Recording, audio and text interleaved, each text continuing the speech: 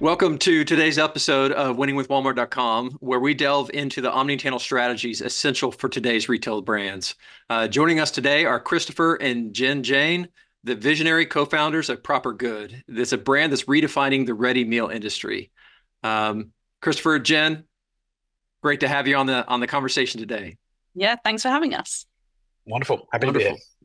Wonderful. Well, just to kind of get us started, I'd love to hear kind of a little bit of the background, kind of your personal journey into launching natural products and better for you products, but also specifically kind of the origin story, so to speak, of Proper Good. Oh. You want to take that, Chris? Definitely. Yeah, sure. No, definitely. It's a long story. We'll keep it brief. So, Jennifer and I are brother and sister. We both grew up in the UK, but lived in America over a decade or so now. And Proper Good is actually our second food brand we've worked on, and we've been in this space for quite some time, should we say? So yeah, it's an interesting industry, which we'll get into obviously all the details of strategy. But essentially, we've ran small businesses together since we were teenagers, all sorts of stuff from making and selling T-shirts and things like that through to more legitimate businesses like Proper Good. Yeah, we launched this together about 3 years ago. Mm-hmm.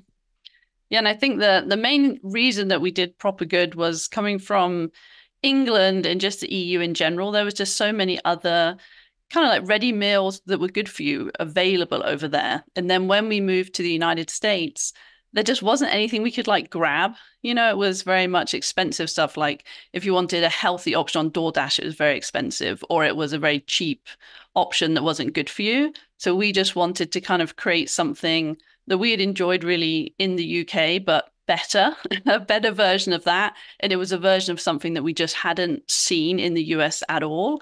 And we're just quite healthy people, honestly. We like to eat well. We like look at what's in the food we eat and all that type of thing. So we wanted to create some meals that we wanted to eat, and we're confident that other people would want that as well. And luckily for us, we were correct, I guess. So that was good.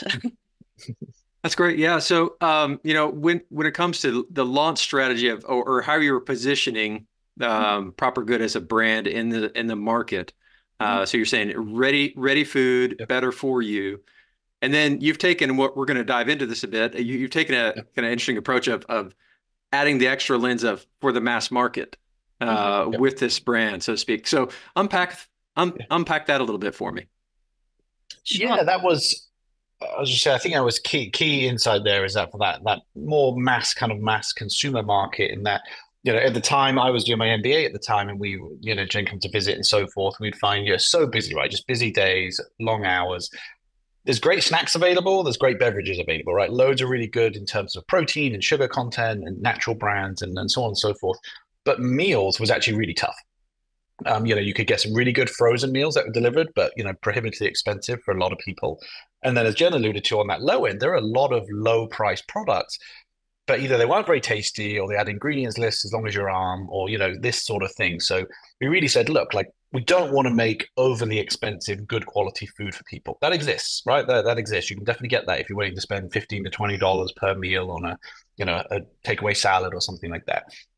But if you're an everyday person, not to spend, around, let's call it $5 for a quick lunch or a quick snack when you get home from work, or an evening meal after a long shift, or even on a long shift, that doesn't really exist. As Jen alluded to, if you use app delivery, we did an experiment last week for fun. You go and order like literally like one thing, like some chicken nuggets or something. By the time you add platform, app, delivery, blah blah blah, you're at $15 for minimum.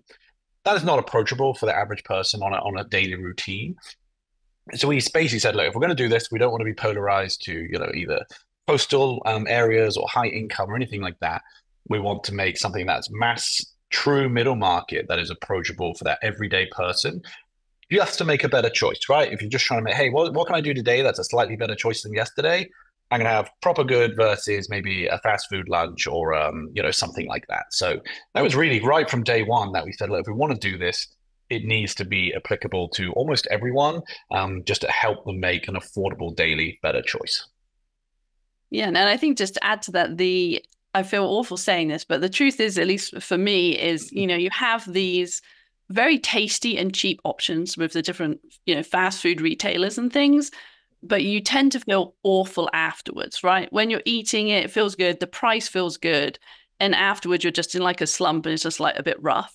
So we were trying to make something that's genuinely packed with stuff, like I said, that we wanted to eat. So it's affordable, it is fast, you have it in your house, it's almost immediate, really, 60 to 90 seconds. And after you've had it, you feel good because you've put wholesome food in your body. So it's that kind of the whole thing. Like people had, seemingly done different areas of it, but not that whole arc from before enjoyment and the feeling good afterwards thing.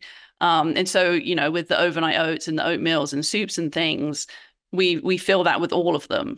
So yeah, that was, I think, another part of the planning on the actual food side of it, as well as being applicable to the mass consumer. That's a great combination of things to go after. Like you said, the premium. When people think premium, they often think premium and price point as well. That accompanies that. So to be able to offer that premium and convenience and healthy, that's probably a large undertaking. I can only imagine. We can talk a lot about how do you really do that and keep the price point accessible to that middle market. Oh, it's very hard. Yes. No, honestly, Chris and I will be there sometimes, measuring nuts on a micro scale because you're trying to work, want to include nuts because they're healthy and, we like them for energy and stuff like that. But obviously nuts are so expensive, or like blueberries are so expensive. And you're trying to work out that balance of nutrition and flavor and ultimately what the price will be. It will just be testing these micro changes until we're happy with all of the elements combined type of thing. Fantastic. Well, that's just the iterative process and really testing out. I think we'll probably address this a little later too. The advantages you have in why you're able to emerge into this space and kind of upgrade a category, so to speak, is I would imagine partly linked to the ability that you have the ability to change and to pivot and to experiment and do these things to find how do you do this economically viably.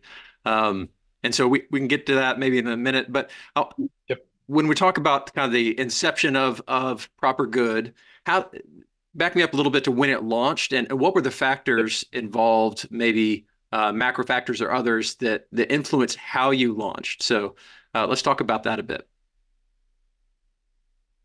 For sure. I'll jump in on that one to start with. So kind of macro is key in that we launched around April 2020. So that was, COVID, right the height of everything shutting down. And obviously been working on the brand for 6 to 9 months before that. And I think what you said was key actually in terms of nimbleness of supply chain. We can talk on that a bit more later. But, we rapidly went from, hey, we have this idea for a better for you shelf stable meal, essentially. We launched that in pouches via eatpropergood.com. Literally, I think the same day we were told from the local authorities to sort of not go outside. So it was a super crazy time, obviously. But to an extent, you got to play the game that's in front of you. And, retail was off the table. Trade shows are off the table. Live sampling was off the table, like all of that. So naturally, right, it's like we're going to go D2C pretty hard to begin with. Obviously, omni-channel we knew would be a key piece, but D2C at the time was really, A, the only option, but B, we had kind of built the business for that. So we have, it's lightweight, flexible pouches. We have a good price to weight ratio for shipping. So we knew we could compete D2C, we could scale that as its own channel. Obviously, at the time, we had no idea how long that would last with COVID and so on and so forth. But yeah, it was a real mixture of we built the products to work across an omni-channel, but the other channels were pretty much taken away from us just with macro environment at the beginning. And Jen, maybe you can speak a little bit to kind of how did that roll out? Where did you guys, how did you activate that D2C channel? It's very classic, really. We started on Shopify and, started with some little ads. And I remember, the day we got our first sale from someone we didn't know, a very exciting moment for the brand. Does anybody know this person? No, they definitely got to us through an ad. And we started with soup just to... Basically, the soups for us was something that we like as a quick, healthy meal. So we just kind of leant straight into something we knew, and we just launched with 4 soups. There are actually a couple of them were keto because Chris was doing keto at the time. Mm-hmm. So that was another part of the strategy. The keto diet was also very big. So the ads were just a bit more affordable then as well than they are currently. And so we just lent into the keto and the healthy lifestyle and just got people to our, very beginner store, I guess, at the time. And we saw the sales come in. And from there, we just started to obviously adapt. But yeah, the very, very beginning, I'm sure for most brands, is just extremely simple, just that proof of concept. And, that came at that time. And so 2020, yeah, go ahead. No, just a quick add on to that. I think Jen's right. Like, honestly, it's actually quite simple when you look at it. Right? You kind of slap up a website, get the products up, and start analyzing some click-through data, and that's kind of it. And then obviously that iterates over time. But I mean, all the things we found work well for us D2C now, from build your own boxes and all these other kind of fun things. Like, I mean, none of that existed at the beginning, right, Jen? I mean, it was literally just dead simple template out of the box, obviously with our logos and colors, plus a bit of money on Facebook, because as Jen said at the time, like we could, it's a very easy way to analyze what's working, especially as we had some keto-focused items, some plant-based items, some gluten-free items. We could really sort of try to test where the clicks are coming from. Gotcha. And so to continue on with that, maybe what was one major change you found? You said you started with keto, those things, and as you're testing, iterating right at launch, give us an example of one of those changes based on the data or what you were seeing in the early stage. Yeah, so one of the soups we launched with was it was called butternut and carrot soup, butternut squash and carrot soup. And nobody really bought it on a first order, but if they bought it as part of our bundle pack, it was always bought on a second order. So we realized that everybody liked the flavor of this soup, but nobody liked the name of the soup. And as soon as we updated it from butternut and carrot we didn't change the recipe. It still was butternut squash and carrot soup, but we just called it butternut squash soup. It completely switched. And then suddenly the ads for that soup were going well. People bought on a first order. So that was just one of those, little anomalies in the data that were like, wait a minute, why does no one buy this on a first order? So that was a good switch. And one of the other big ones was our chicken and mushroom soup, and that was on the other end of the data with the reviews. So the reviews were barbelled, like truly barbelled. It was either 5 stars, this is the best packaged soup I've ever had, can't believe the ingredients list, so clean, etc., or this is the most disgusting tasting soup I've ever had and I hate it. It was literally crazy. And so we started to do a lot of analyzing and reaching out directly to people to try to understand why. And we found that thyme is a very polarizing ingredient, just like cilantro. Some people just taste it in a different way. And so once we removed the thyme that a lot of people were finding really bitter, then it was back to basically all pretty much 5 stars. People loved it. If you liked chicken and mushroom, you're almost guaranteed to like this soup type of thing. And so that was a recipe iteration that we did from the data that was coming in. And both of those problems got solved really from the D2C data that we got. Totally. It's so fun to hear that story. I can think of probably 10 more that are very similar just along those lines. And I think it'll actually play into some of the Walmart stuff that we're obviously going to talk about in terms of how do we decide, A, to go into Walmart, and then B, which SKUs and pack changes and so on. And it's one of the other just big ones that comes to mind is just the change of focus from subset health things like keto, like plant-based, just to more kind of flavor and convenience. Because, initially, and I think this is common in natural food specifically, you kind of stack them all, right? If we can be dairy-free, we'll appeal to them. What about if we could add kosher on there? Then we'll appeal to these guys. And then you so on and so on. So you have 12 labels on the front. But the challenge is for the person who doesn't want those things, it doesn't sound very tasty, right? Like if you don't have any allergies and you're not following a certain, eating system, do you want a dairy-free, plant-based, gluten-free cookie? And the answer is probably not. I mean, dairy is one of the biggest categories in the grocery store, right? If you're not allergic to dairy, dairy's delicious. So so suddenly you put dairy-free and massive on everything, you kind of polarize it, the other people.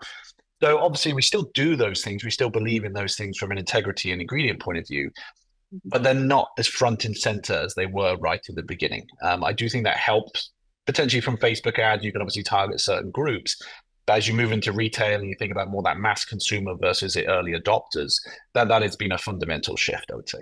Yeah, agreed. I think another thing that Chris and I talk about in relation to that is the kind of the loud minority, to not get kind of tricked into or persuaded, I guess, into making these big changes without the actual data. Because if you look at our Facebook ads, things like that right now, you will see a lot of people saying, why is this soup not gluten-free? Why is this, not vegan, et cetera, et cetera. And we do offer different subsets, but when we do the mass data evaluation, exactly what Chris just said, it's very clear. Most people in America just want a tasty, slightly healthier option than what's already available without diving into these really specific niches. So we do try to, you see those comments, you're like, oh my goodness, this is stressful. We need to make changes. And then you actually look at the data and you realize probably the best path is this, just, simple, tasty, easy access type of thing. Those are all incredible insights and from the DTC side, and then we can, like you talked about, Chris, talking about how those have served you as you started moving into Walmart specifically. Yep. Let's kind of carry the conversation into there. At what point did you decide Walmart's going to be part of this strategy? And then maybe how did data or what you were learning inform that strategy of going into Walmart? Definitely. I'll start on that one. So I think what was really interesting, as I kind of alluded to at the beginning, we knew we would want to be omni-channel at some point, and right, and that's just simple kind of channel data, right? If you look at rough math, and I'm sure this varies by the way you look, but let's say 85% of food purchases happen in a physical environment, right? That's just, right off the bat. So you've got 15% left to play with. Half of that happens on Amazon. Right, brilliant. So we're now down to 7.5% of food purchases that do not happen in a store or on Amazon. So now we're at a fraction of the market. And then you look, obviously, if you look at, data, general, let's say 100,000 people come to the website, good data is like 3 to 4% of those convert to buy. So for every 100,000 people we get to the website, let's call it 96,000 of them are not making a purchase. Now that's after learning about us enough to click a link or type it in or however they've got there to actually get to our homepage. And now 96% of them leave. And that's a good number. Like that's just crazy. So you're like, we have to meet the customer where they're going to be. And that is going to be in retail. That's just number one. And with that, back to our goal really of that helping that everyday person make a better choice, we knew that didn't really naturally put us in the kind of extreme natural channel. That really played to, hey, how do we work in mass retail? How do we work in much bigger channels from day one? So yeah, we took a slightly unusual strategy. We went from D2C to, a couple of thousand Walmart stores pretty much overnight. We didn't have any other retail to lean on. But for us, it just made sense for all the reasons we've said. From a price point position, from, we look at our D2C data of who we were selling to, it truly was that mass consumer. We had, 20,000 plus reviews of, who this consumer is. So we decided to say, hey, look, we want to win at Walmart. How do we make that work? And how do we really focus? Because the size of the prize is obviously enormous, right? I mean, it's Fortune 1 company, it's the largest retailer in the world. So if we have that opportunity, and thankfully we did, just, Walmart sees a similar thing to we did, right? That they're obviously growing. If you look at their earnings call, I believe, most of their growth was coming from higher income households that are naturally looking for better for you products. We fitted that mold very nicely, and hence we were able to form really, really quite partnership-based relationship with the buyers of, we've got items that your customers want. How do we make that make sense? And, once you get to that, it's less buy, sell. It's more, hey, everyone can win here. Let's put a strategy together. I don't know if that answers your question. So. Yeah, absolutely. And I think it was interesting to see that season where the premiumization in Walmart, the higher, I think the majority, when I think it's maybe 2021 or so, in the earnings calls, the majority of growth in e-commerce was coming from families with net worths of 100,000 or more, those kind of elements. And so there was key indicators. And so great alignment with the strategies there. Coming from the data-driven side, coming from the D2C side, how did you approach going into brick and mortar and maybe the digital component as well? What did that look like for y'all? Well, I think the data from D2C, it just showed that we, in theory, would like the Walmart consumer would love Proper Good, because when you look at all of our data, it's so hard to pin down who our customer is. And so they call, Walmart the mirror of America. And so that kind of is what our D2C customer is as well. Like we have as many kind of 18-year-old kids enjoying Proper Good and having it as a lunchtime thing at school, to 80-year-olds having it because arthritis has set in. They need a meal that's easy to open, easy to heat, and easy to enjoy, and everything in between. So when you look at Walmart, obviously everybody's in Walmart. So I think we felt pretty good about going into there. Of course, people knowing about us was the problem. We're center store, we're surrounded by some really big players in the market, and having the D2C email lists, SMS, obviously all this community that we've built online allowed us to at least, let everybody know that already loved Proper Good. And essentially we asked them like friends of, please go into Walmart, please buy, and obviously we did different rewards programs and things to try to just get people in there buying, telling their friends about it, that type of thing. And I think the really cool thing about it was the entry point in Walmart is so much easier. D2C, we do free shipping after $35. So really it's $35 kind of entry point for the brand online. Whereas in Walmart, our meals start at $3. So you're talking $3 bet. You're going to try this new brand. Will you like it or not? Obviously, Walmart has a great refund policy and all that stuff too. So it's just there is no risk. We also do the same online with our happiness guarantee. So it's just a low risk for a consumer to come to us, try our meal. And fortunately, we have a great repeat rate. So I guess, that works well for us. So you were able to, part of the strategy is able to show we're going to support sell-through through this audience we have. We're going to be able to drive sales at the aisle, at the point of purchase there in those stores. Because when maybe some brands are looking to in emerging, when they think going from 0 retail to 2,000 stores, there's a lot of layers of sophistication that come into supply chain, fulfillment, all those elements, and how do you support that? But one thing you clearly had in spades leading up to it was the sense of we know the data, we know how to engage our community, whether it's as Facebook groups or other email lists, all those elements. Those were all assets that you brought to that relationship to support sell-through. Yep. Is what I'm hearing. And at the same time, Walmart was truly going omnichannel, the kind of the One Walmart initiative. So they had the in-store experience, but they also had the digital site through the Walmart.com site and marketplace, combining both third-party sellers and 1P brands that are sold in-store. So rising OPD opportunities, all those types of things. So how did that play into the strategy as well for you when you were how did you view the Walmart.com portion of the retail strategy as you were looking at what that looked like? Yeah, so we did the classic, I guess, lots of ads and trying to lead people to that side of things. And we also on our D2C site have the Destiny maps, that type of thing, to try to get people to shop via Walmart.com as well, or do the click and collect through the website as well. And really just utilizing all of the assets that they have on the Walmart.com listings, just all of the brand info. And yeah, I know that I chat with Josh, with you guys all the time about getting all those page listings up and, obviously making sure they're high percentage ratings and all of that type of stuff, and SEO side of things, just really just trying to optimize Walmart.com on every level that we know about to try to make us findable. Compared to some of these other brands, we just really want to get in front of people, because we have found that if we're in front of people, people do buy us. So our biggest challenge is that. And obviously having the amount of traffic that Walmart.com has, it's just incredible to log in and there we are at the top of the page. Certainly helps with the awareness and the sales. Yeah, and I think just to add, the good news is obviously we've been doing D2C for a couple of years, right? We had a lot of knowledge about what was working. So although creating all those content pages and so on, obviously to get to the right ranking, it's a lot of work for sure. But in terms of, we have most of those assets, right? We know the sort of words that people click on. We have the imagery that we know converts the best in A/B testing. So it was sort of, just rejigging a lot of that for the purpose of Walmart.com.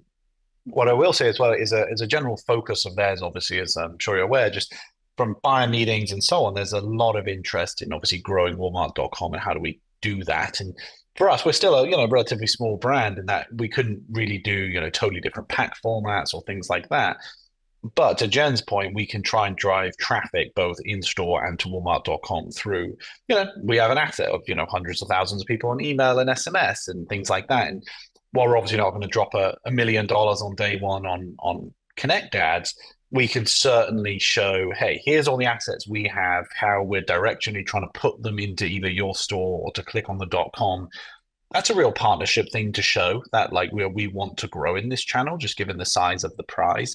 So I think it's, there's no silver bullet. It's the kind of, 1,000 little cuts thing here in that just do them all very, very well, which is no small task, obviously, for a small team. And especially, as you said, we weren't testing a region. We weren't testing a single product, sorry. We had a multitude of products in quite a big amount of stores from day one.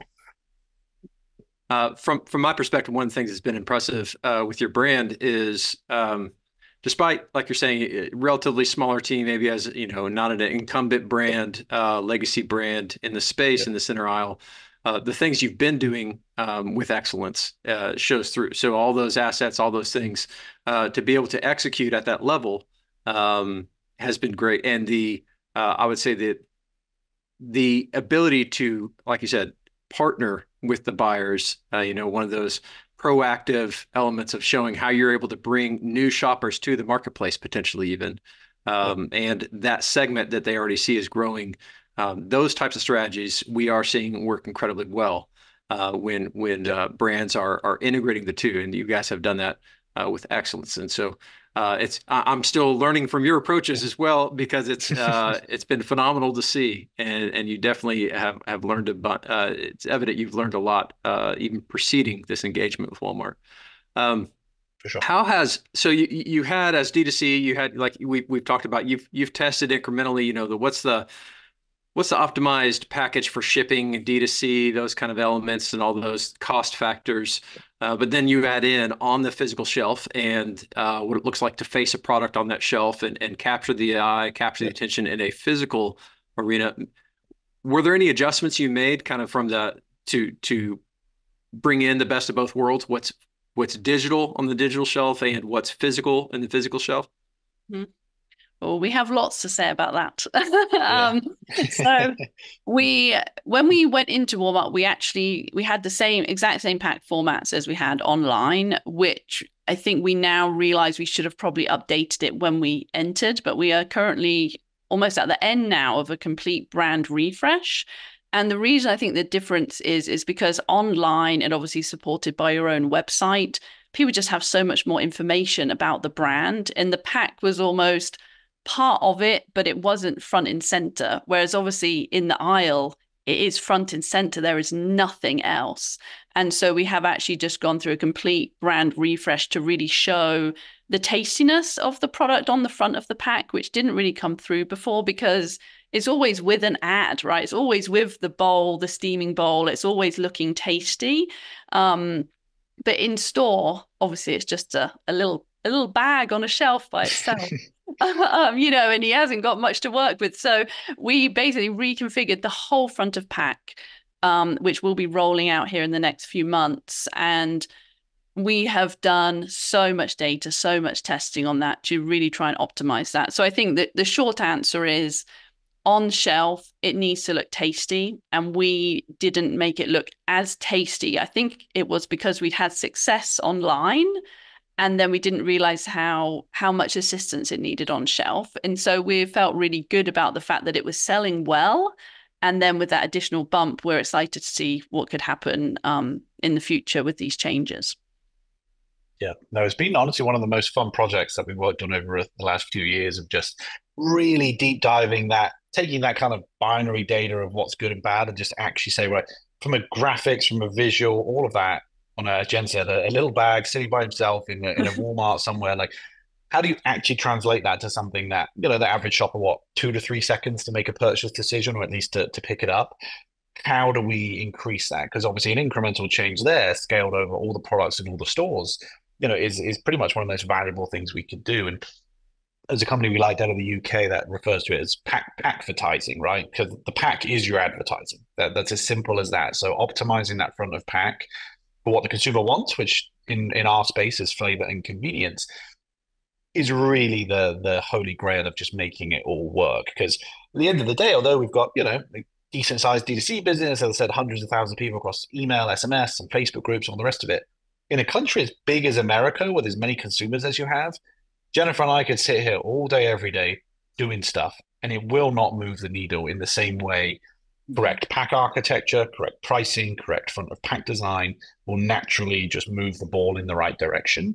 It's just, it's a big task. So, I say we could sit here all day, every day, and it won't make as big an impact as those things. So some of those things were not optimized to go into Walmart at the beginning, but the next few months, it'll be a really exciting change, I think. Mm-hmm. So that's a great example of the physical, seeing it in a different context, in the physical context, and how that informs the branding and positioning of the product. How has, and on the other side, sometimes natively brick and mortar brands struggle with how to make the economics work in a digital space because their packaging is only made for that context, and they don't consider the fulfillment costs and other requirements for a digital age. Digital fulfillment. So it's interesting to see it from both sides. Let's maybe use that as a bridge in talking about, so now you exist in a space where you have a large following in the D2C environment. We've talked about driving some of that traffic to either Walmart.com or directly in store for shopping, hybrid of both. What does that customer journey look like now between those two environments? Are there any other things that come to mind? Yeah, so we're trying to essentially complete that loop. So if people discover us on D2C, they go to Walmart, and obviously vice versa, discover us in Walmart and then coming back to D2C. So Chris and I kind of look at it as two separate things in the sense of the D2C store is our test and iterate. It's new flavors. It's, we make short runs to see what people think. So the kind of incentive, I guess, to go from Walmart to go to D2C is to try new flavors. And we also do weird perks, like we give fluffy socks out with all the orders when it's freezing cold outside, and we do free spoons and free other random things. So there's more of obviously the customer experience. And then obviously the opposite of getting people to Walmart because it's, hey, you don't have to wait for shipping, especially obviously any D2C brand knows certain times of the year, over the holidays, absolute nightmare shipping products on time is out of our control. So it's so wonderful to say, hey, maybe don't shop online with us, right now. You can go and, grab our best sellers at your local Walmart. And so just letting people know that it is the best sellers that are there and they are always available. Whereas the D2C side of things with the shipping makes stuff much more turbulent, I guess. So in a way, it's nice because you have that very solid bestseller, easy access local side of the business. And then the more artsy, perks, customer experience that sometimes is unfortunately less reliable just to the nature of online shipping.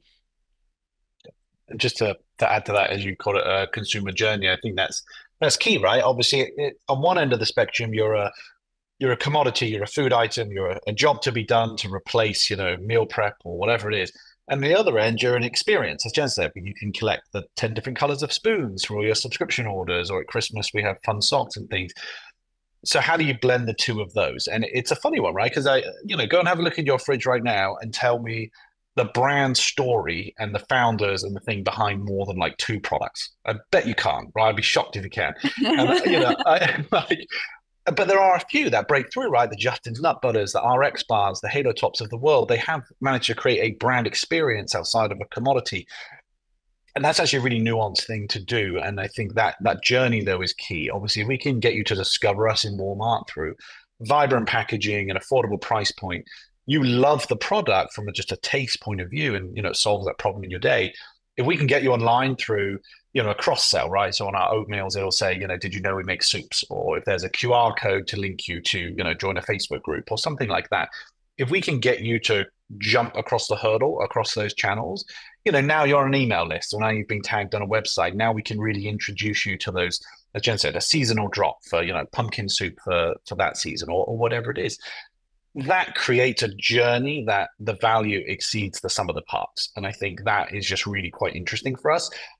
But it's difficult, right? It's difficult. It's nuanced, and half the time it's what's working, what's not working, where should we spend the money? We've by no means solved it, but I think that general goal is, as you said, a true omni-channel customer experience across product and brand. That's about 100 different things right there. Agreed. And I would say just real quick on the data side, like online, we know that if people shop across category, they tend to come back a lot more, right? Like if they're buying overnight oats and oatmeal and soups, chili, curry, etc., just that mixed basket online, it just tends to be more orders. And so when we're in Walmart, we don't have any data to support it, but our theory is, if, like Chris was just saying, if we can get people to, they're buying an oatmeal, from buying that, they learn that, oh yeah, 2 aisles over in the soup aisle, you can buy our soup, you can buy our chili, etc. We believe that if we can just get people trying more of the meals and seeing how they fit into their lives, really, just like they do for us, like the breakfast, lunch, and dinner option, it isn't just breakfast, it isn't just dinner, it's many different options for many different lifestyles as well. Like some people want them for at home, obviously at work for later in the day, or going camping, whatever it might be. Just really showcasing that breadth of use across category is what we're trying to do. So yeah, between the packs, they all speak to each other. They all link up in some way just to try to get more awareness really of where we are in store. And Christopher, you mentioned the holy grail earlier of design and brand story, getting them to engage. One of those other holy grails is that data, right? Especially when you're in retail, and Walmart's evolving the data they're providing in some ways as they're moving from the DSS reporting into Luminate, whether it's basic or charter, those kind of elements. I'm excited to see what evolves there that's available, especially when it comes through the .com metrics, that you can get some more of those elements about the shopper behavior and what they're doing as they're building their basket. So Walmart's continuing to move in that direction, which will be, I'm sure everybody will be like kids in a candy store once we get more of that data in different ways. But how are you seeing, how has the data you have so far, point of sale, those kind of elements at the store level, is that influencing even the online strategy in some ways, or how's that informing your brand beyond maybe just Walmart aisle? Mm-hmm. Yeah, fascinating. Okay. No, I was just going to say, I mean, the good news that we have had, just in immediate data that came to mind, is we've found that when we do any kind of features or anything like that, people just buy the products. And so I think that has just kind of reiterated to us that the awareness is where it's at. If people know we exist, they're interested and they buy, and everything draws back to that really. And the data that we got from the features and just additional placements has been very, very good and very, very promising, which is, just makes you feel good, I guess, about the meals and people wanting to try them. Yeah, just to slice that data up a little bit, there's a few things you said. We don't, D2C, we have more data than we know what to do with, right? From a journey and run from start to finish. Walmart, you obviously don't get that consumer level data. We get store level data, SKU level data, but you don't get consumer level data. So you have to kind of aggregate that. And what's interesting is if you look at a few things, obviously the basic units per store per week, either in units or dollars, or ideally both if we can do that properly. And then on top of Walmart.com reviews, right? Obviously, we hope that those reviews match the D2C sentiment just for sort of general fit, if you will, a little more anecdotal, but just general fit. But what's interesting is it takes time, right? Even, when you launch into a reset of a new category, I mean, it takes months to properly get a level piece of data that we can analyze. And then as Jen said, we'll get, we just did a New Year Islander feature for the overnight oats that went really well. So some great data. But of course, that's an isolated subset of the stores. So we're focusing on that. And now you want to see how that lift sustains after the feature. So it's going to be another 8 weeks of analysis. And suddenly you're like, to do this sort of, what's the shelf pre-feature? What's the lift during feature? What's the new, hopefully increased shelf after feature? I mean, that could be a 15 to 20 week endeavor. That's half a year. And it's like, so in terms of, whereas D2C, we go, hey, what should we do today? Hey, let's spend more money on this. Let's launch this. Let's test this. Let's try this email. Let's install this new plugin app. It's so quick, whereas retail is obviously not quick. But retail is a much bigger prize, obviously, at the end of the day. So For us, we obviously look for things like reviews and features and units per store. What's interesting is, we've only been in store, just over a year or so with some items, and some items less, some items only six months or so now. But slice that up in sort of 12-week data, you can see, are the general units per store per week up and to the right? Yes or no? Obviously, if it's no, you've got probably a problem that you really want to address. But if that's generally directionally correct, it's just positive signals, right? And I've spoken to, so many brands that are, 10, 20 times our size. And if you look at some of their early data in store, some things do just take time, right? The first year versus second versus third, to build that awareness, to build that repeat revenue, to build that kind of flywheel in store, it does just take time. There's a general benefit to obviously being on shelf over time. But at the same time, you want to hit your velocity goals and so on and so forth. So it's a balancing act. I would say we have a lot less actionable data on a week to week. So, we get that weekly sales report of dollars per store, and it's really hard to look at that, right? Because you're like, up this week is up 30%. Oh, next week is down 10%. Next week is up 20%. These are wild fluctuations. But if you aggregate that into sort of 12-week sections over the course of a year, you're like, okay, now the data is clean, the data is bucketed, actually is heading in the right direction. But obviously, day to day, like who knows what's going to happen? It could be the weather's too hot for soup, or they're closed for 2 days because it's the Christmas week, so your sales are down 30%, or whatever it is. So you really need to look at it in more of an aggregate way, where D2C, we obviously nail it very, very granularly. How long did it take you to change that sense of ready for the nimble data, and then kind of building that muscle of the longer segmented look? Still evolving, I would say.